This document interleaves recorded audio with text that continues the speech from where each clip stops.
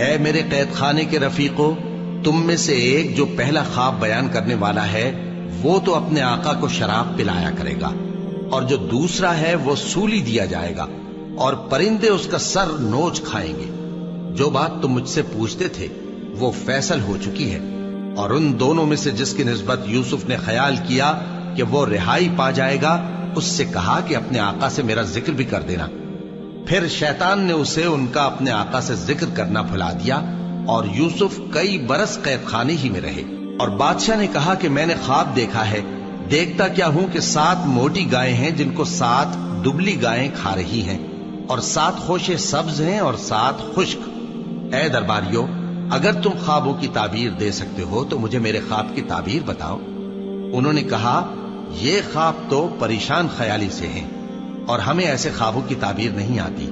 اور وہ شخص جو دونوں قیدیوں میں سے رہائی پا گیا تھا اور جسے مدت کے بعد وہ بات یاد آ گئی، بول اٹھا کہ میں آپ کو اس کی تعبیر لا بتاتا ہوں، مجھے قید خانے جانے کی اجازت دیجیے۔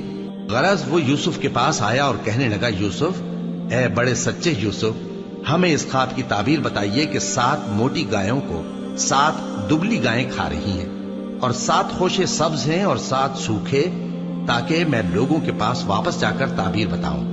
عجب نہیں کہ وہ تمہاری قدر جانے۔ انہوں نے کہا کہ تم لوگ 7 سال متواتر کھیتی کرتے رہو گے، تو جو غلہ کاٹو تو تھوڑے سے غلے کے سوا جو کھانے میں آئے باقی کو خوشوں میں ہی رہنے دینا۔ پھر اس کے بعد خشک سالی کے 7 سخت سال آئیں گے کہ جو غلہ تم نے جمع کر رکھا ہوگا وہ سب کو کھا جائیں گے، صرف وہی تھوڑا سا رہ جائے گا جو تم احتیاط سے رکھ چھوڑو گے۔ پھر اس کے بعد ایک ایسا سال آئے گا کہ خوب مے برسے گا اور لوگ اس میں رس نچوڑیں گے۔ اور یہ تعبیر سن کر بادشاہ نے حکم دیا کہ یوسف کو میرے پاس لے آؤ۔ سو جب قاصد ان کے پاس گیا تو انہوں نے کہا کہ اپنے آقا کے پاس واپس جاؤ اور اس سے پوچھو کہ ان عورتوں کا کیا حال ہے جنہوں نے اپنے ہاتھ کاٹ لیے تھے، بے شک میرا پروردگار ان کے فریب سے خوب واقف ہے۔ بادشاہ نے عورتوں سے پوچھا کہ تمہارا کیا قصہ تھا جب تم نے یوسف کو اپنی طرف مائل کرنا چاہا؟ سب بول اٹھیں کہ اللہ پاک ہے، ہم نے اس میں کوئی برائی معلوم نہیں کی۔ عزیز کی بیوی نے کہا، اب سچی بات تو ظاہر ہو ہی گئی ہے، اصل یہ ہے کہ میں نے اس کو اپنی طرف مائل کرنا چاہا تھا اور وہ بے شک سچا ہے۔